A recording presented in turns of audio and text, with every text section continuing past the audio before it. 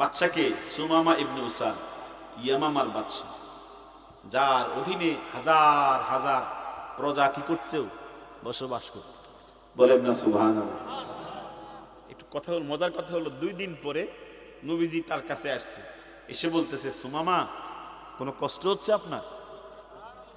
কথাটা এত বেশি তার কলিজা লাগছে, কয় কি আমারে বলতেছে কোনো কষ্ট হচ্ছে? আমি তখন বললাম, না আমি তো ইয়ামামা আমার বাদশাহী মসনদে যেভাবে থাকি এখানে আরো ভালো আছি, তবে সেখানে আমার হ্যান্ডকাপ ছিল না, আমি বন্দি ছিলাম না, খোলা ছিলাম, মুক্ত ছিলাম, কিন্তু আপনার এখানে বন্দি আছি, পার্থক্য এতটুকু। তো নবীজি বলছেন, আপনি তো আমার কয়েকজন সাহাবীকে খুন করেছেন, কথা সত্য?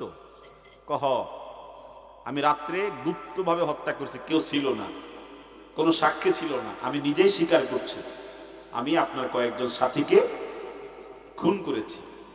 হুজুর তখন বলেছেন, এর জন্য আপনাকে আমি কি আচরণ করলে আপনি খুশি হন?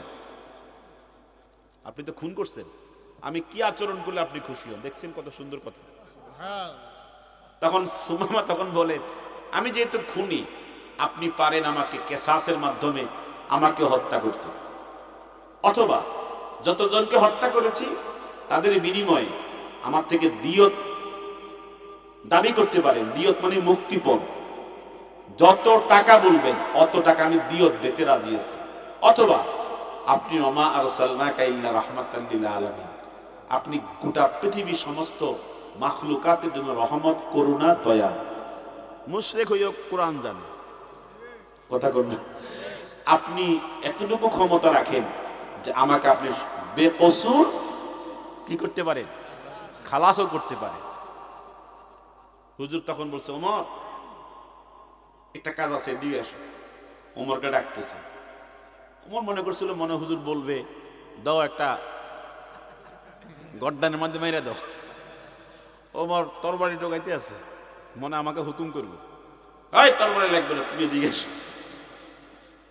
তো হুজুর যখন দেখছে ওমর আসছে, ওমর কি বলতেছে, এই ওমর তার বাদনগুলো ছুটাও, তার বাদনগুলো ছুটাই দাও। ওমর বলতেছে, হুজুর আপনি জানেন না এই 10 জন খুন করছে? জানি তো, ছুটাই দাও, আমি তাকে ক্ষমা করে দেব, আমি কেসাস নিব না, মুক্তিপণ নিব না। ওমর বাদন খুলতেছে আর হুজুরের দিকে তাকাইতেছে, মনে করছে যে হুজুর আবার কিছু বলবে। বাদন খোলা শেষ, সুমামা তো দৌড় দেওয়ার কথা, ভেগে দেওয়ার কথা, সুমামা কাঁদতেছে আর চোখের পানি টপ টপ করে ঝরে পড়তেছে। ওমর বলতেছে, আপনাকে ছেড়ে দেওয়া হয়েছে, আপনি এখন মুক্ত, আপনি এখন স্বাধীন, আপনি এখন ভাগবেন, পালায়ে যাবেন, দৌড়াবেন, আপনি কাঁদেন কেন? তখন সুমামা ওমরকে কানে কানে বলে, তোদের নবীর চেহারা থেকে আমি বিচ্ছিন্ন থাকতে পারবো না, তোদের সাথে না থেকে আমার আর জীবন কাটবে না, তোদের মদিনা ছেড়ে আমি অন্য কোন জায়গায় থেকে এই দুনিয়ার শান্তি পাবো না।